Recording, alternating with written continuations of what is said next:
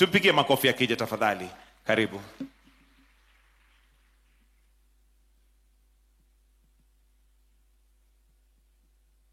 Your Excellency, Dr. William Ruto, CGH, President of the Republic of Kenya. Your Excellency, Professor Kithure Kindiki, EGH, Deputy President of the Republic of Kenya. The Honorable Musalia Mudavadi, EGH, Prime Cabinet Secretary. The Right Honorable Raila Odinga, former Prime Minister. Honorable Lady Justice Martha Koome, EGH, Chief Justice and the President of the Supreme Court of Kenya. The Right Honorable Dr. Moses Wetangula, Speaker of the National Assembly. And the Right Honorable Amason Jaffa Kingi, EGH, Speaker of the Senate. Distinguished ladies and gentlemen, good afternoon. Although I am the facilitator, but I was also called upon to make some remarks as the Attorney General. I rely on all the courtesies as have been observed, and I will go ahead and make some few remarks. The Constitution of Kenya puts Kenya on a firm path of constitutionalism and the establishment of a constitutional democracy. To realize this new imperative requires a fundamental mind shift, both in the operations of the state institutions as well as in our social interactions as citizens.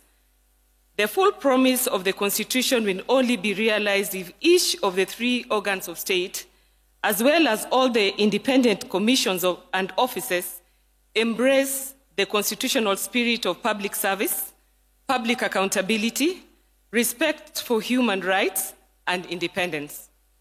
They must remain robustly independent, but constructively interdependent. It is essential that they execute their mandates effectively, but at the same time, eschew tendencies of isolationism. The Constitution rests and is supported by four broad pillars: robust framework for a people-centric public engagement, as has been articulated by the panel before, independent and functional judiciary, executive and legislature, political goodwill. The Constitution presupposes that its transformative superstructure will be implemented in the context of a marching culture of compliance. So when we speak about political goodwill, it is the will of everybody who is holding leadership position. Every time we speak about political goodwill, we look at the president at the top. But all of us who are leaders are called upon to support the implementation of the Constitution. The fourth one is public vigilance. When people go to court and fault the government, it raises eyebrows. However, we think that is a very good thing because that is the only time that the Attorney General and the petitioner are together. The principles are the same. Then why do we sometimes object to those applications or petitions? It is because we believe in the same principle, but the facts that support the principle could be different. So all of us support independence and accountability. The institutions represented that will speak this afternoon must carry the burden of delivering services to the people of this great republic, even as they bathe in the high-minded ideas of independence, separation of powers, checks and balances that are so well elucidated in our progressive Constitution. These are not concepts introduced to invite division or supremacy battles between manning organs and institutions of the state. Rather, they are grand ideas necessary for the proper functioning of a modern democratic state such as ours. The success of Kenya will ultimately be measured by the success and health of our Constitution and our demonstrable respect for the totality of what it stands for, what it promises, and what it delivers. In my view, it is the realization of the Bill of Rights in its full gamut, social, economic, political, and cultural elements that provides the ultimate touchstone. As the chief legal advisor to government, the Constitution provides the bedrock against which we discharge our mandate. It is our North Star. When we provide advice to all organs of government, our focus is on promoting fidelity to the Constitution and practice of constitutionalism. The arms of government need to recognize that they are cogs in the same wheel. The successful implementation of the Constitution requires a cooperative and collaborative approach to governance, one that seeks to respect the architecture of the Constitution and the sovereignty of the people. The Attorney General's office will continue to be the defender of the rule of law, a faithful dispenser of legal advice and protection of the public interest in all its work, whether it is court representation, review of legal documents, legal aid, legislative proposal development, or legal advice. As we mark the 15th anniversary of the 2010 Constitution, we celebrate the sacrifices made by Kenyans to get the documents. We recognize the responsibilities bestowed upon the Attorney General in ensuring deepening of constitutional democracy, and we commit to always be guided by the Constitution in supporting the people of Kenya, the executive, the judiciary, and the legislature in our continued quest to implement the social contract faithfully. For all those in the panel today that will speak after me, let us reflect on how best we can enhance collaborative engagements and increased adherence to the constitutional principles and requirements in a manner that promotes harmony and sustainable development. As the Attorney General, I'm honored to steward this reflection segment on Katiba Day Constitution at 15. Today marks not only a celebration, but a moment of honest stock-taking.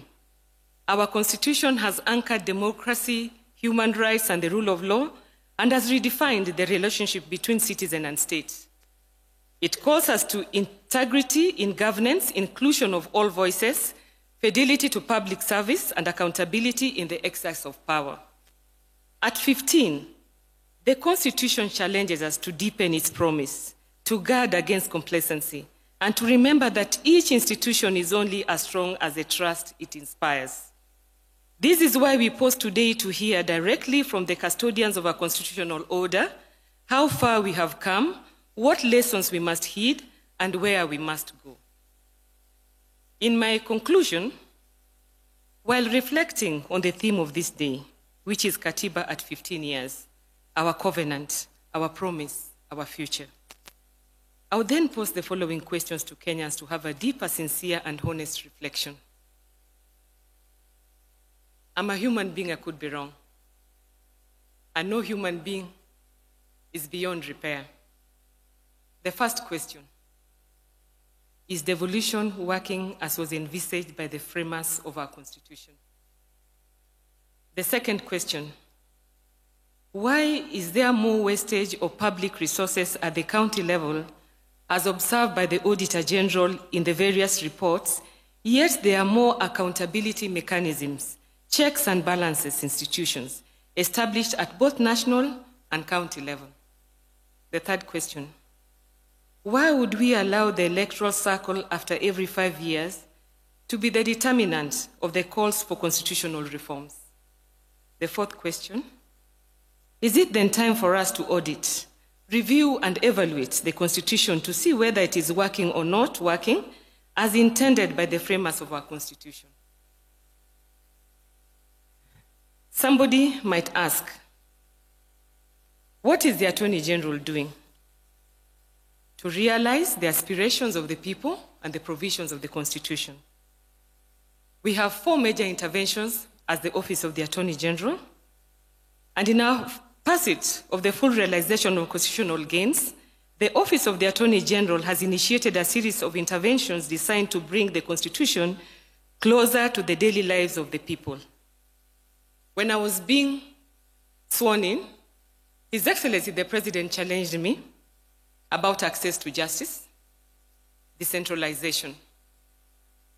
Access to justice is in the Constitution, but it is not self-implementing. It has to be invoked. How do the people invoke it if there are no equality of arms?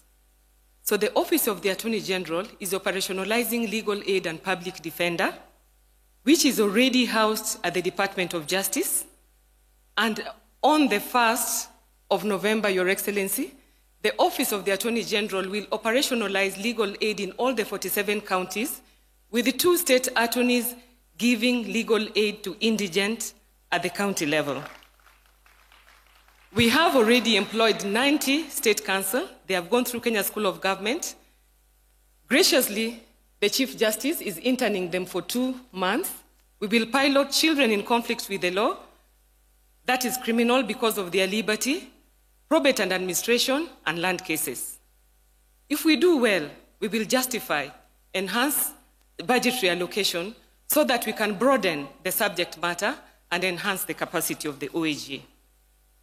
Secondly, when I took office, we were in 13 counties. I'm happy to report, as required under the Constitution, that each government organ must be in every county level. We are now at 33 counties, and by the end of this year, we hope to be in all the 47 counties. To enhance constitutionalism, to sensitize the public, and as part of legal aid education and information, the Office of the Attorney General in a month's time will unveil Human Rights and Rule of Law Training Chamber on 8th floor, where we hope to sensitize and educate all of us on our human rights, on our rule of law responsibilities and rights under the Constitution.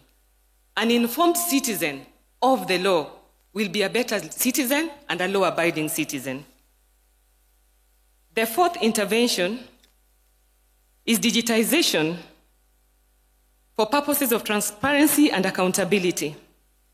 The Office of the Attorney General is fully digitizing all the public-facing departments. His Excellency the President challenged all cabinet secretaries, and we were asked, how do you carry the people with you? I believe that by these 4 initiatives, we will justify how we are carrying Kenyans with us as the custodians of your rights, rule of law, and human rights. With those few remarks, allow me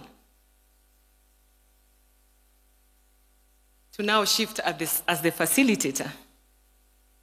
And as we reflect on this covenant, I'm reminded of the words of the late Chief Justice of South Africa, Ismail Mohammed, who observed that the Constitution is not a mere set of technical prescriptions.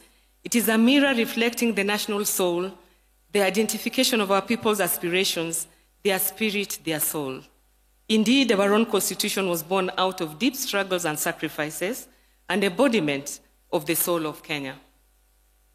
It is fitting that we begin with the collective guardians of oversight and independence, and now invite Mr. Gashom Otachi, EBS, Chair of the Forum of the Constitutional Commissions and Independent Offices, and Chairperson of the National Land Commission, to deliver his remarks.